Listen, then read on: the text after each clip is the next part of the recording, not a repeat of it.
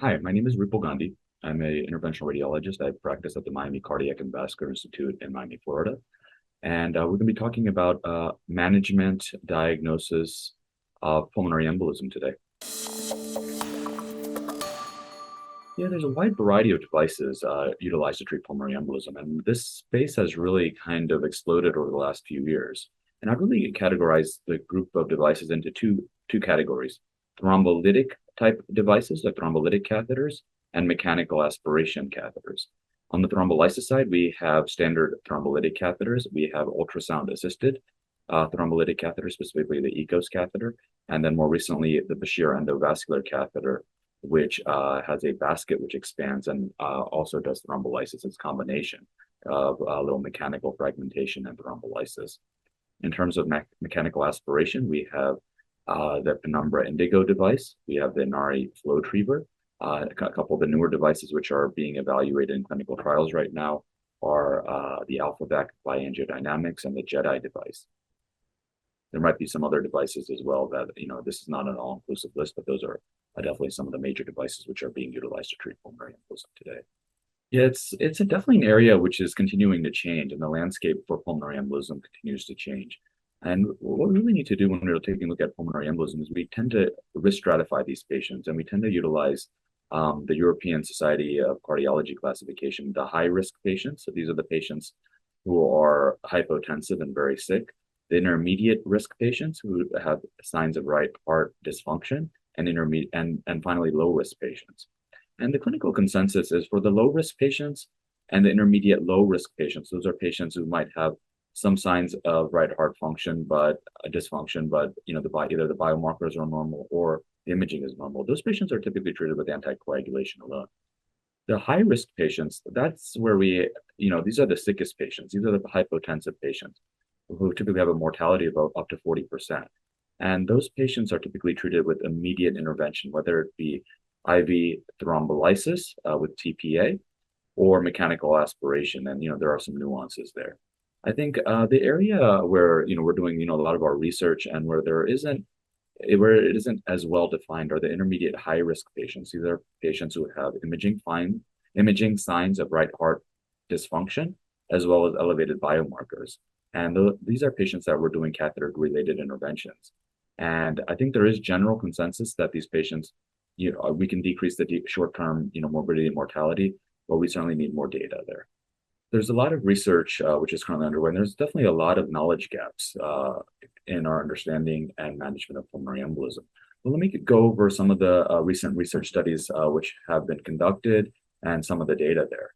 So let's start initially with thrombolysis catheters. There is currently a study underway, specifically the HYPE-HITHO trial. That's a study which is sponsored by Boston Scientific.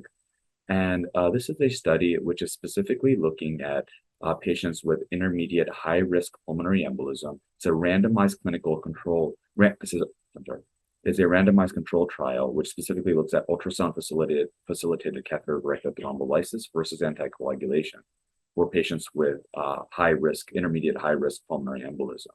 And the primary endpoint is really looking at a composite of PE-related death, cardiopulmonary compromise or decompensation, or non-fatal recurrence of PE between randomization and day 7. And I think this is an extremely important clinical trial as we are truly randomizing patients with a catheter-related intervention versus anticoagulation alone. So it'll be interesting to see what the results of this clinical trial will be. The other trial, which was recently presented, was the rescue trial. We happen to be one of the sites which enrolled in this trial, which specifically looked at the Bashir endovascular catheter for patients with intermediate risk pulmonary embolism. And there's a multi-center prospective single-arm clinical trial specifically looking at primary endpoints of a RV-LV diameter reduction, as well as major bleeding and complications. And what was found was that there was a 33% reduction in the RV-LV ratio at 48 hours, which compares very favorably to other studies and other devices, and a 36% reduction in the refined modified Miller index. And most importantly, there was a less than 1% risk of major bleeding. So it was both safe and effective. Other important data, which has recently been, presented as well as ongoing clinical trials are with mechanical aspiration devices. I'd like to first talk about the Inari clinical trials. One of the important clinical trials that they are conducting is a randomized clinical trial, the Peerless study, which is specifically looking at patients with acute, intermediate, high-risk pulmonary embolism. And patients are being randomized to catheter-directed thrombectomy, a large bore mechanical thrombectomy, versus catheter-directed thrombolysis. And the primary endpoint is really a composite of all-cause mortality, intracranial or major bleeding, clinical deterioration or bailout, and ICU admission and length of stay. So I think this is another very important study as it is a randomized clinical trial.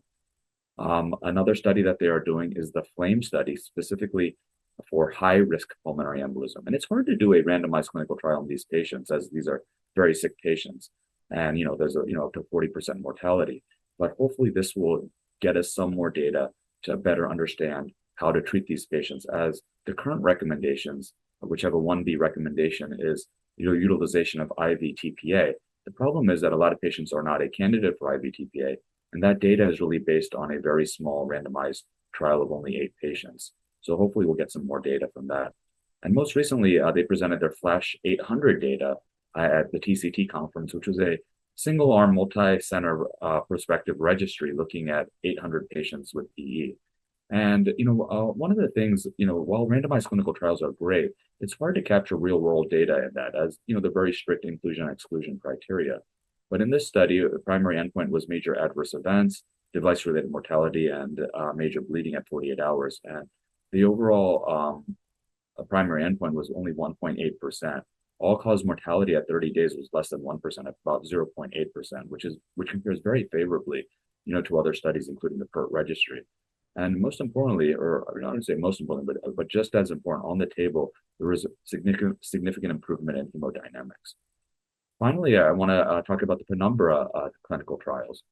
There's currently ongoing the STRIKE PE trial, which is a multi-center single-arm study looking at the RV-LV ratio and major adverse events of patients with intermediate risk pulmonary embolism patients who are being treated with the Indigo catheter. And what's important about this study is it will actually provide real-world long-term data, specifically up to 1 year in patients being treated with PE. And this is, an area where we don't have a lot of data. And they're going to be looking at patient-centric endpoints, such as the 6-minute walk test, the Borg dyspnea scale, the New York Heart Association classification, as well as quality of life. The other study, which they have recently introduced, is going to be the STORM PE trial, which is going to be, I think it's going to be the first randomized clinical trial, which is comparing mechanical aspiration thrombectomy compared to anticoagulation alone for patients with intermediate high-risk pulmonary embolism. They're looking to enroll about 100 patients, with the primary endpoint being a change in the RV to LV ratio at 48 hours. So that's going to be something that we definitely need to keep our eye out on.